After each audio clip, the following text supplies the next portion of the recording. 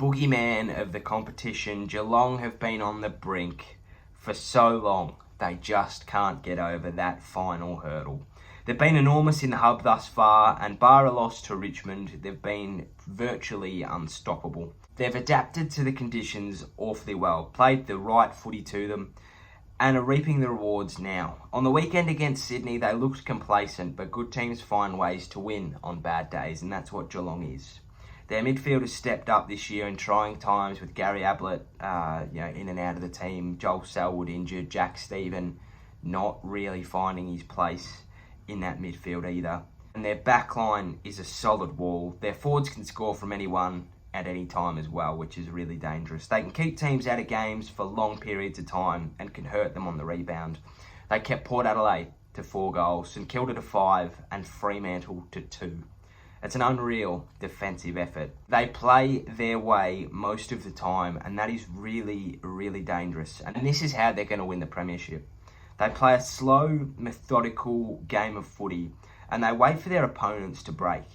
This year we've seen teams like to play fast, aggressive, counter-attacking footy, and Geelong have completely flipped that. Sure, they have patches where they score fast and heavy, but for the majority it is slow and calculated.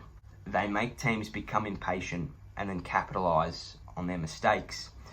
They do have an issue at the moment, and that is team stability. Now, I'm not saying they don't have the capabilities to go all the way, but do they have the players in form to make a solid run at it? Injuries aside, they suck. Geelong have made a lot of changes this year.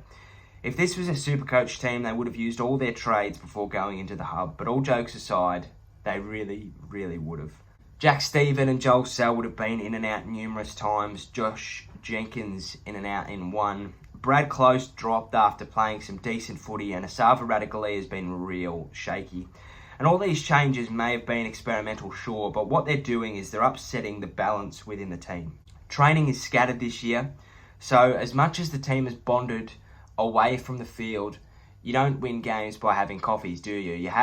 You win games by being really, really tight on the field, by being able to read where he's going to put that ball, and that's what Richmond do so well, is that they have that bond where they know that if I'm in trouble, Dusty Martin can come and bail me out, or I know that if I'm running back with the flight, I haven't been set up to go to hospital in this contest. I've been set up because he thinks that I can take that mark, and that's what Geelong may struggle with because of their team not being fluid all year. And there've been a lot of unforced changes as well, but training is scattered this year, so they don't have the opportunity to bond with each other's game styles as much, and it could prove pivotal in the finals.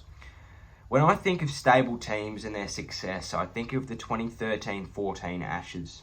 Australia kept that squad no matter who was in form and who was out of it, and it won them the series 5-0.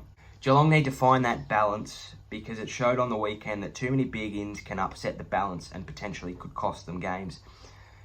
And I'm not saying that the players that are coming in were upsetting the balance, because Joel Selwood, Jack Stephen and Geelong could potentially be invaluable to that team. But what I'm saying they do is they upset the balance. People have been getting used to having a little bit less in the midfield, so they're going to have to do a little bit more. And then you add in these three, they're all Australians. So not this year, but, you add in, Brownlow medalist, Premiership captain, 4 times St Kilda best and fairest. You're not adding in 3 debutants. People are then having to go, instead of me having to push myself and get 25, there's somebody else to do that now. I need to just pull back a little bit. People are having to really think about what they're doing. Is their role on the chopping block? So they do need to find that balance, sure. But they're evenly poised. They do most things right, and they play a style that's annoying enough to get teams to break. If the flag was won on who goes hardest for longest, Geelong will win, no doubt, but it's not. They are, though, in a great position to break the 9-year drought, much like every other team entrenched in that top 4. And that's it. I think that this year really comes down to who's in the top 4. And not only that, I think it also comes down to who's going to play the conditions the best. We've seen that every night game for the past 4 or 5 weeks, it's been pissing down rain. And that's just the Brisbane weather. We're going into October, so it's probably going to be raining a lot more, and that's fine.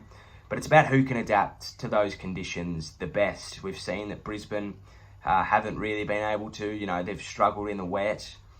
Port Adelaide have played quite well in the wet, but also have struggled. West Coast haven't played fantastic in the wet, but there has been a team that has played well in the wet, and that's Geelong. And I think that that's what's going to win them the Premiership. They've got all the tricks of the trade to win them the Premiership. It's just about how long they can keep going and who can stand up in the big moments. And if we're looking at big game players, we're looking at Patrick Dangerfield, Gary Ablett, Joel Selwood, Tom Hawkins.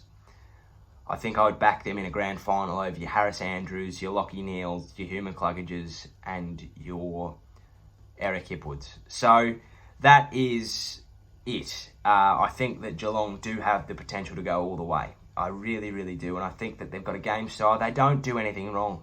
They really don't. They just get outworked sometimes. But I feel like in a grand final against a team that's probably going to be young and nervous compared to them, except for Richmond, they're going to have the upper edge already. That's it. Thank you for watching. Hope you enjoyed. If you did, please give it a like and a subscribe down below. That is the top 4 and how they can win the Premiership.